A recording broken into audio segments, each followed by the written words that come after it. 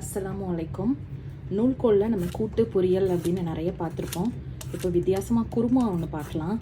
பாருங்கள், காய் எல்லாமே நறுக்கி வச்சுட்டேன், கட் பண்ணி வச்சுட்டேன் தேவையானதெல்லாம். இப்போ இதுக்கு ஒரு தேங்காய் மசாலா அரைக்கணும். அதுக்கு என்னெல்லாம் போடணும் அப்படின்னா, மெஷரிங் கப்பில் ஒரு 1/4 கப் அளவுக்கு துருவின தேங்காய் எடுத்துக்கோங்க.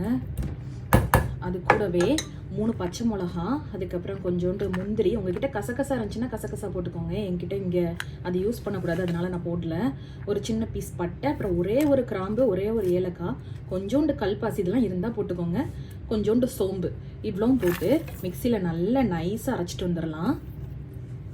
ஒரு ப்ரெஷர் குக்கர் வச்சுக்கோங்க. அதில் வந்து ஒரு 1 or 2 டேபிள் ஸ்பூன்ஸ் ஆயில் ஊற்றிக்கோங்க. ஆயில் ஊற்றி அந்த ஆயில் ஹீட் ஆனதுக்கப்புறம் அதில் வந்து ஒரு பிரிஞ்சி இலை போட்டுக்கோங்க. அப்புறம் வந்து ஒரு டீஸ்பூன் சோம்பு போட்டுக்கோங்க. அந்த சோம்பு நல்லா பொரியணும்.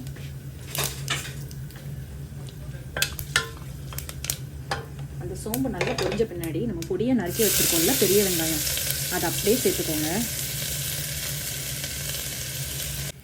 பாருங்கள், வெங்காயம் வந்து கொஞ்சம் நல்லா வாடிடுச்சு.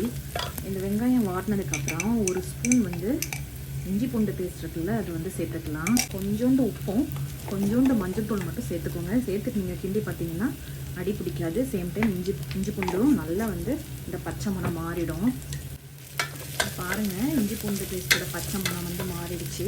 இப்போ என்ன பண்ணலாம் அப்படின்னா, தக்காளியை வந்து அப்படியே சேர்த்துக்கலாம். அது கூடவே நம்ம வெட்டி வச்சுருக்கோம்ல நூல்கோல், அதையும் சேர்த்துட்டு ஒரு 2-3 நிமிஷம் அப்படியே வதங்கட்டும். இதில் தேவையான நல்லா உப்பு சேர்த்துட்டு ஒரு 5 நிமிஷம் மூடி போட்டு மூடி வச்சுட்டேங்க. 10 நிமிஷம் ஆயிடுச்சு. இப்போ திறந்து பார்க்கலாம்.